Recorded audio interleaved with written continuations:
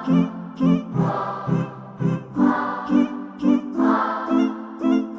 everybody, welcome to the second episode of Atticus Defends. Today we've got a real treat for you. I have with me CLO of Atticus AI, Mark Underwood, and we've got a spectacle. We're gonna go over the case over somebody who I think needs absolutely no introduction.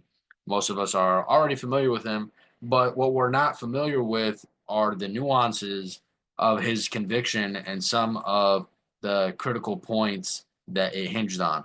So we want to take a look at the case of Joseph Maldonado Passage, better known as Joe Exotic.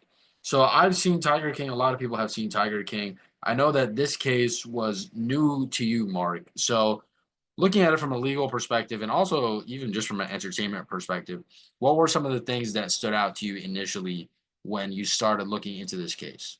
Well, honestly, Ali, when you introduced me to this, and of course I had seen some of the hype around this, but I had never watched any of I think it was on Netflix, right? Yeah. Um, I didn't watch any of it. I was aware of the case because of some research that I had done previously. And then once you mentioned this, I started looking into it from just a legal standpoint. I'm like, the facts of this case are absolutely wild. And I can't, I'm going to have to go back and take a look at this because this whole exotic animals thing and the whole competition thing, and then a murder for hire. It was meant for at least a made for TV movie, and that they came up with this pretty uh, wacky and wild. I looked at some of the reviews for the Tiger King series that they did, and it's pretty wild.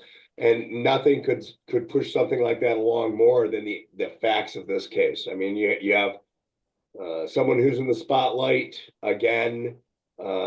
He has ties to some fairly interesting people, and it's pretty wild. And the case was once again tried to a degree in the news, like our last review, which was Martha Stewart, but also the questions about his actual mental state, I think, are some of the things that maybe everyone believes were there, but we're not really part of the factual discovery of the case. And certainly him being not going to a mental institution is interesting to me, and getting first a 22-year sentence post conviction, and then having that reduced by 1 year. I'm not certain what that benefited him, but he does have a couple of appeals left, I believe. So we can go ahead and talk about how some of the facts, and then move forward from there. Sure. I'm going to go ahead and share my screen and just pull Atticus up. So Atticus is Atticus AI's first product suite. It is an AI litigation case management tool, and it helps defense attorneys tackle every aspect of their case using cutting edge technology. And we put a lot of care and love into the details of the particular workflow for the kind of attorneys that we're serving. So we're going to be moving into federal civil and bankruptcy and some other places. But this first one we launched for social justice reasons. So we're going to go ahead and pull up, I think this is how you spell his name. You're going to go ahead and pull his case up on Atticus so we can take a look at it. But that's an interesting angle I haven't thought of before, which is that his attorneys definitely should have made some kind of an argument as to his mental well-being because clearly there's something that's going on. He had that obsession with Carol Baskin for something like 20 plus years. You can see that he's got some of his appeals here. He's got a 10th Circuit appeal. I think this is actually a different appeal. This is the same one. I think he has another case out of Florida, and then his actual Western District of Oklahoma case is this one right here. Yeah, I watched the original Tiger King series when it came out during COVID, and it's one of those things where it's a train wreck and you can't pull your eyes away from it. One thing that I was kind of upset about was that one of the guys they interview in the show is like a TV producer, and he wanted to do a whole multi-season series on Joe Exotic, but he got into a dispute with Joe Exotic, and they have like some. It looks like Joe actually filmed it himself, where he went to his attorney and he was like, "How can I get out of the show because I legally signed it?" And his attorney does, "Well, if the footage disappears, the footage disappears," which was probably illegal advice to give him. And then there's no evidence of it, but it really seems like Joe planted an explosive in his own zoo and blew up the footage and also killed some alligators in the process, which is just absolutely a bonkers thing to do, but it's totally in character. So Well, you would think on the surface of it, anyone who's watching this this guy's absolutely crazy. I yep. mean, he's got to be deranged. He has to be, and that's not something that came up at all. He fit a different profile according to the Fed, and the prosecution pretty much ran away based on you know some of the recorded conversations and the financial transactions. They were just pretty straightforward. So when we get a little bit deeper into what Atticus recommended, I think we'll be able to compare that to what we actually saw that they managed in this case, and talk a little bit about what may or may not have been brought up or should have been brought up. So one of the things that I find fascinating, and I think it's been in the news a lot lately that I want to ask you about, is this concept of prosecutorial discretion. So I think a lot of people have been thinking about this lately because of some of the political stuff that's going on. And when I look at the Joe Exotic case, and especially watching the Netflix series, there were clearly other people that had committed crimes, obviously. Um, and some of them seem to be as egregious as what Joe did. But Joe got prosecuted and those people didn't get prosecuted. So how does a prosecutor determine who they're going to charge and what kind of oversight is there to make sure that there's consistency and fairness? I think most people know that in the courtroom there's supposed to be a jury. Too often it doesn't happen because of plea deals, but there's supposed to be like a check and balance with regards to impartial fact finders. But who is the impartial balance that checks who the prosecutor is going after? Well, prosecutors are have the same, and use the term discretion, and there's also prosecutorial overreach, and there are a number of ways that you can approach how a prosecutor does their job. But frankly, they are under the same rules as the defense attorneys, meaning they have an obligation to work for the public, where the defense works for the defense itself, meaning the defendant and any co-defendants, right? So you would think there may be some differences in discretion in how things are presented. If we go to the core of what you're talking about there, why do they go after one versus the other? I think you step back and you look at some of the drug cases in particular, where the thought process always is head of the snake. You hear this in a lot of shows that people are seeing and maybe watching our presentation today. I think in this case, he was the most, I would argue, if I'm on the prosecution side, he was the most culpable in this situation. He managed his situation, he created his situation, and those people who were perhaps tangential to his operation were less culpable in terms of how they would approach this. And then the murder for hire being the number one reason, and the recordings that are there made it a more straightforward approach to the prosecution's case. So I think that probably hits on some of the thoughts that you were having there. In almost Yeah, definitely. every defense appeal, Ali, you want to look at the prosecutor's behavior at trial. We talked a little bit about this in the Martha Stewart case, and again here, was there overreach by the prosecutor? Was it so egregious that it amounted to something that could be overturned on appeal?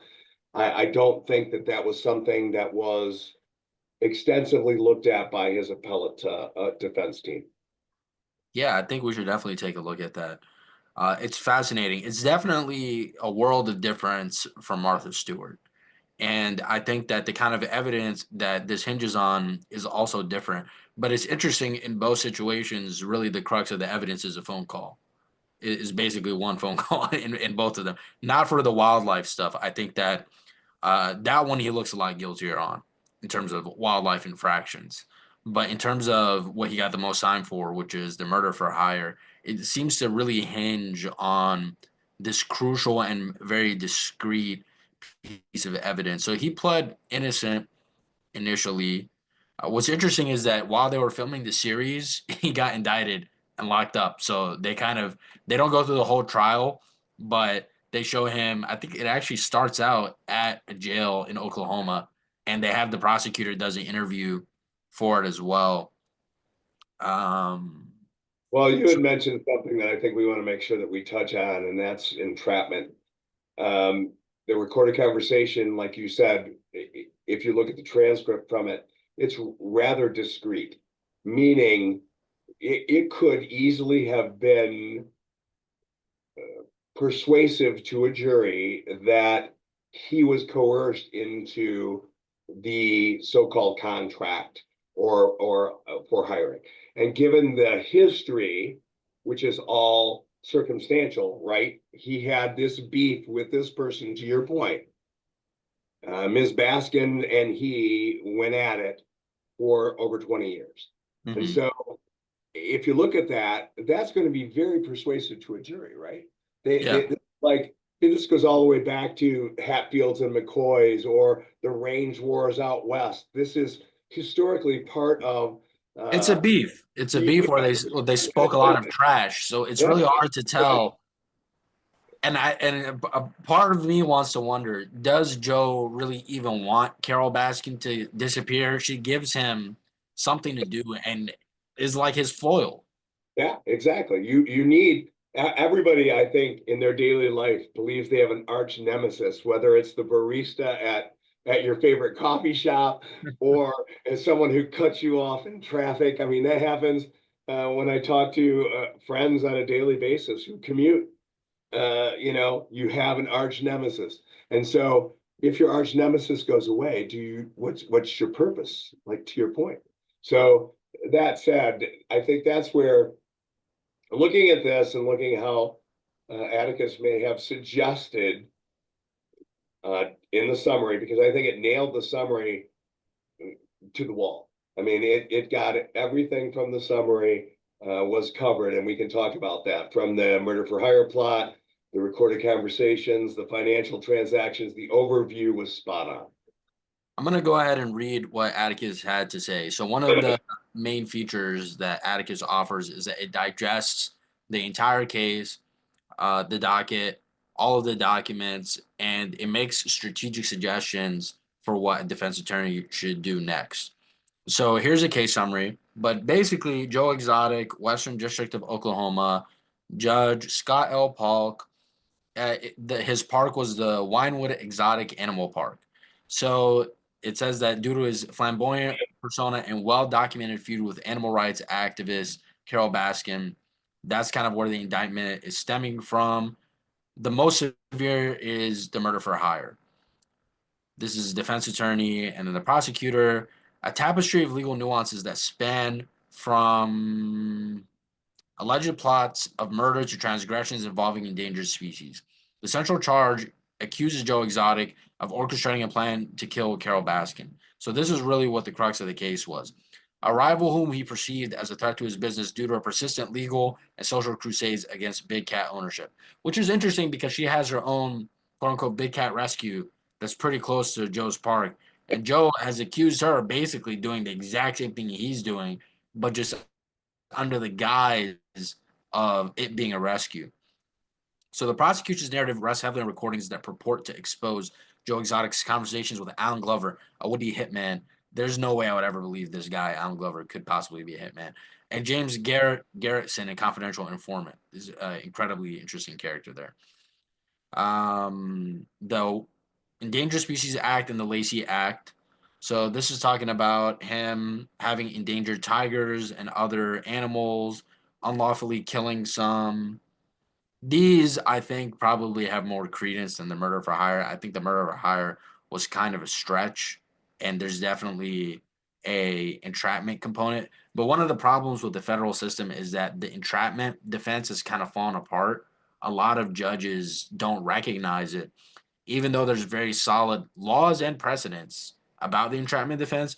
It just seems like for the last 30 years, they've just kind of thrown it to the side. And even if you are entrapped, it's almost impossible to use that kind of a defense.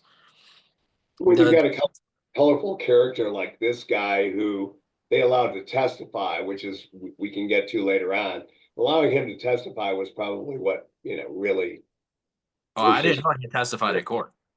oh yeah. Let's get through this, and then I want to hear about that. The defense challenges the motivations and credibility of government witnesses, individuals like Glover, who admitted to taking money without the intent to kill, and Jeff Lowe, a figure central to the informant matrix, who they allege manipulated events to save himself from legal scrutiny. The defense contends that this testimony, if colored by deals or promises from the prosecution, could undermine the fundamental fairness of the trial, suggesting violations under Brady versus Maryland and Giglio versus United States, where evidence favorable to the accused must be disclosed. Moving forward, the defense should rigorously pursue an appeal focusing on procedural violations, specifically regarding undisclosed evidence and any prosecutorial overreach that may have prejudiced the jury. They should petition for a comprehensive review of all witness agreements, prosecutorial communications, aiming to spotlight any consistency or undisclosed leniencies. There's also merit in revisiting the sequences leading to the alleged murder for hire conversations, scrutinizing the context and intent behind Joe Exotic's recorded statements. Finally, in an effort to recalibrate public and judicial perception, exploring avenues for potential retrial or sentencing appeal that leverages doubts about witness credibility and prosecutorial conduct might be wise, especially in light of the intertwined nature of the separate charges which may have collectively influenced the jury's perspective. So that the whole defense challenges and motivation for the credibility claims are the same research that I was able to pull down myself. And as a former defense counsel, I Sorry, you arrived. broke up there for a second, Mark. What I was saying was, as a former defense counsel, I hate to say it because I've been an IP attorney most of my career, but I did start out as a defense attorney, as you well know. And what I formulated separately from this before I even read the summary, this aligns nearly perfectly with, and we can talk about that. Awesome. So why do you think the defense wanted Joe Exotic to testify at his own trial? Well, let's step back first and talk a little bit about some of the ways that Atticus approached the defense, and then let's talk about that. Sure. There was very little responsive testimony to the prosecution's case in this instance. And I think that's probably, to your point, why. What do you mean responsive testimony? The prosecutor puts on a case, and when they rest their case, they will have brought witnesses to the fore. They bring evidence, circumstantial and direct factual evidence in the case to build the story to convict the defendant, in this case, Joe Exotic.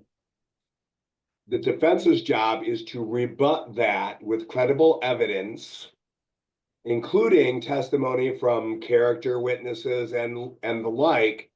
And typically, as you all may know, you're not required to testify on your own behalf.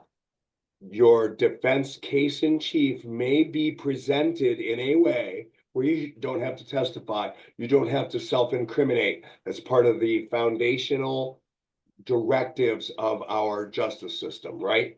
But they didn't have a lot of people who could testify on his behalf. They didn't have many credible witnesses on his side or character witnesses. So with that limited amount of testimony for the defense, how were they going to refute the allegations from the prosecution? One. The only way that I think they could is to put him on the stand.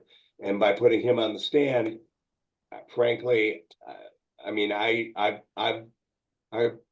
defended, I think, more than 150 defendants in very widely varying cases, some capital cases, murder cases.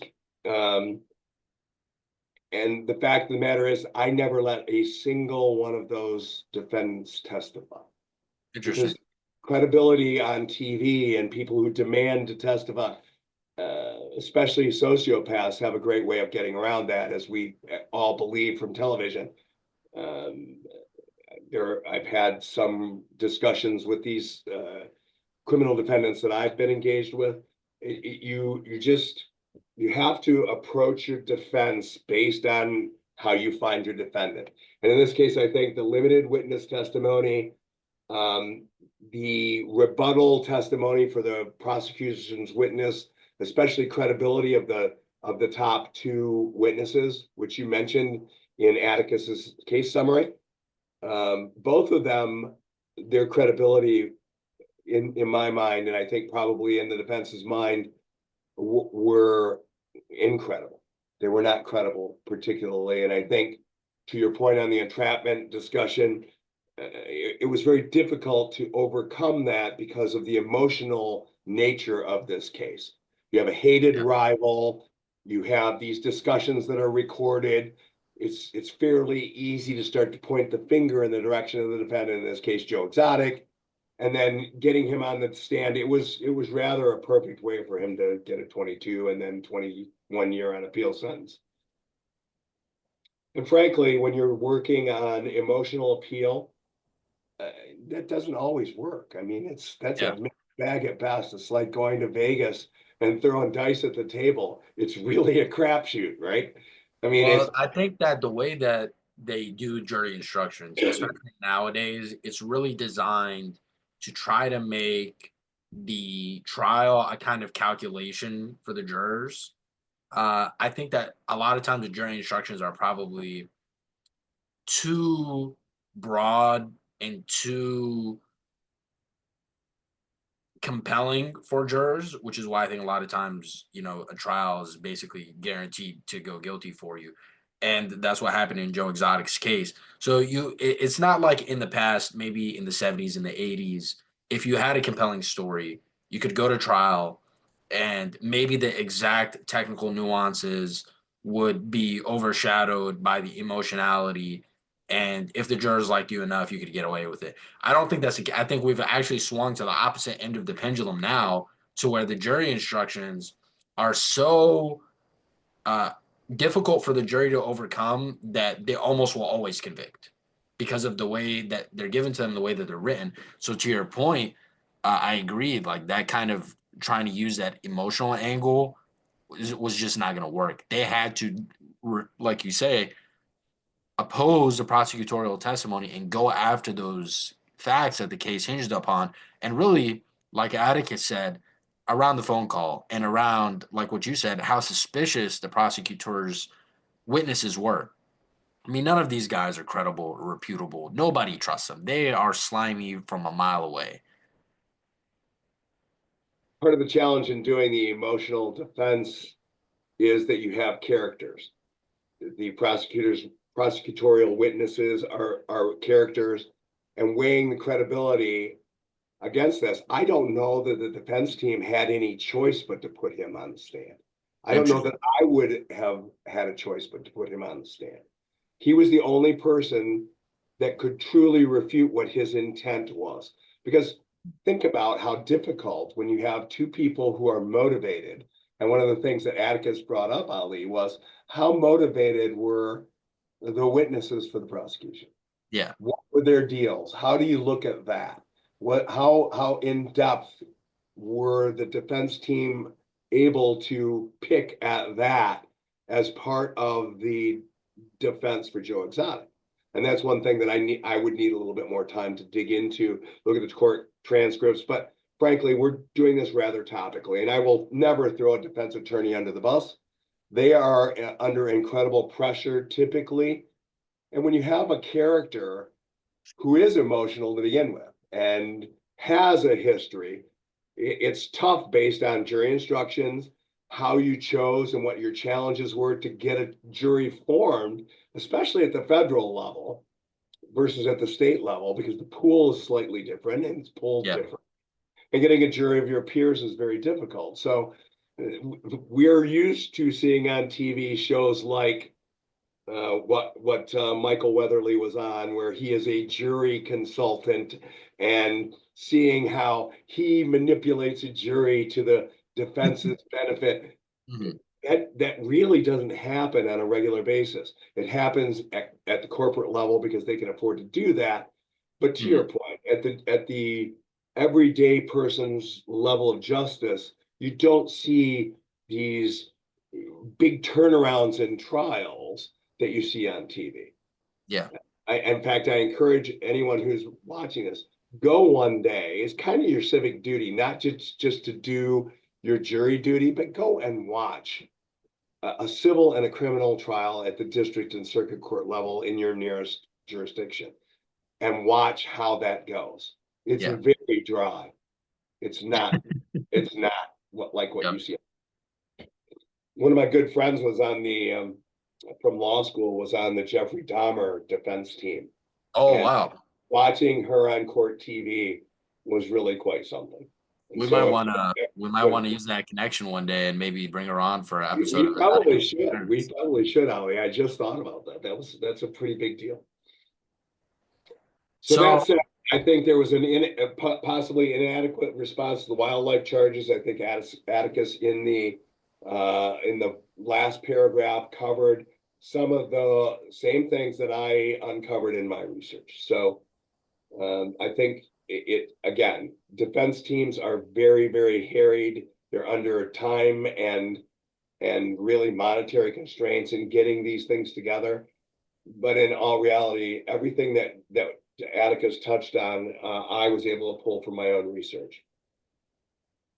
so if we were to go back in time and offer Atticus to Joe Exotic's defense team, how do you think they could have utilized Atticus to approach some of the aspects of the case, especially in terms of the brief drafting component? We see that Atticus has made a couple of recommendations here. I had a draft compel a motion to compel discovery or prohibit use of evidence, and also motion to compel disclosure of records of electronic surveillance. So we can take a look at those in a second. But let's say you had been Joe Exotic's attorney and you had Atticus. How would you leverage a tool like this to help you in your capacity as a defense attorney? Well, I think for the very reasons that you just mentioned, some of the motions are elusive to you when you're buried in day-to-day trial prep. And the amount of paper that you have to go through, having a tool that helps you sort that, especially since this is an end-to-end case management tool to a degree as well. And so when we generate these, we have the filings from the court that have been presented by both the prosecution and by the defense. We can take the overarching nature of all of that filing and utilize that to make great decisions on how to develop motions that will help you pull together the arguments that will work well at trial. And hopefully that makes sense to everyone listening. And I'm certain it made sense to you, Ali. Yeah, definitely. You can be so bogged down just in the massive amount of material that you have to go through as a defense attorney that you can be overwhelmed. And some of the stuff that you'd like to file that would really help you move your case forward and be able to bolster what you want to present in court, it becomes super difficult just because the amount of research and just reading a huge corpus like this that can be thousands and thousands of pages, when what you really want to do is focus on those critical arguments. But having something like this to support your job function can be a huge game changer, because now it can be the best of both worlds. You can focus on things like, well, what really are the motivations of these characters that the prosecutor's entire case hinges on? And, well, was Joe Exotic entrapped? You can focus on these things while also having that whole array of legal arguments and motions and pretrial and even during trial motions that you can just kind of shoot out there. One of the things that prosecutors tend to do, because there tends to be a couple prosecutors and they tend to just have only a couple of cases at a time, is they can really bury the defense in documents. They will bury you in discovery and evidence, they'll bury you in motions, and usually the defendant doesn't have the resources to do that. To your point, you said that, things like that can happen in huge corporate cases. So Atticus definitely kind of levels the playing field here. And So so before you jump in again, I want to take a step back because I don't want to leave the impression that Atticus is looking at this and doing a backward look at this. I'm doing a backward look at it. What Atticus did was took the case files itself and generated a summary and suggested briefs as if we were trying this today. And I want to make that clear that this tool was as if Ali and I came in and said, hey, we are trying this Joe Exotic case. Help us out. I Yep. don't want people to get the impression like they may have gotten from the Martha Stewart situation that we're being Monday morning quarterbacks. What we're literally saying is this as a tool when you're preparing for trial and preparing motions to get yourself in a position to get a case dismissed, get evidence exculpated, get it removed. This is the tool's purpose. And so by having that documentation in one place, having access to the federal government and all the motions that are there, it brings everything together in a cohesive place so you can start to tactically and strategically look at how you want to manage your case overall. And I Exactly. just want to make sure that was clear because I've sort of looked at this from what did they do? How could they have improved? Where Atticus is going, here's what I would argue today. Exactly. Yep. And he actually still is in trial. So this could be something that As hypothetically. appeals and trial work going on. So Yeah. Well, one thing we might want to do in the future is look at some ongoing cases that are not too tenuous and just kind of see what Atticus says as they're moving, and not to step on anybody's toes, but just to no, I see think what what we the could do software. is we could reach out to the attorneys and say, hey, we got a podcast coming on. Let's walk through this with them. That's even better. Yeah, definitely. So I don't think I have anything else to add to this case. It'll be really interesting to see what happens next in the Joe Exotic saga. Do you have any final thoughts before we close it out, Mark? I just wanted to make sure that the defense teams are under a lot of pressure. We're not picking at them in any way, but we are suggesting that this tool may have been useful for them in terms of case management. And as we go through the podcast and move forward in looking at these cases, I just want people to understand that we're here to help, not to criticize. Exactly. Yep. Built a tool, and I also want to make it clear that this tool uses human logic, human integration. We've spent hours and hours pulling this together as a team, and then we have summaries that use to a degree large language models to help us organize it and bring it to the fore. But this is not strictly an AI tool. This is a management tool for in this case, federal defense attorneys. And in future, we'll be releasing litigation tools for civil litigation, bankruptcy, intellectual property, and so on. And so as we're starting here, I just want to make sure people contextually understand what we're going for here. Exactly. Great points. Well, thank Yeah. you. This was fun again, Ali. I like doing this. This is a Yeah. blast. It's always fun. We'll put our minds together and figure out what case we want to tackle next. And we look forward to inviting you guys for another episode of Atticus Defends really soon. Thank you guys for tuning in.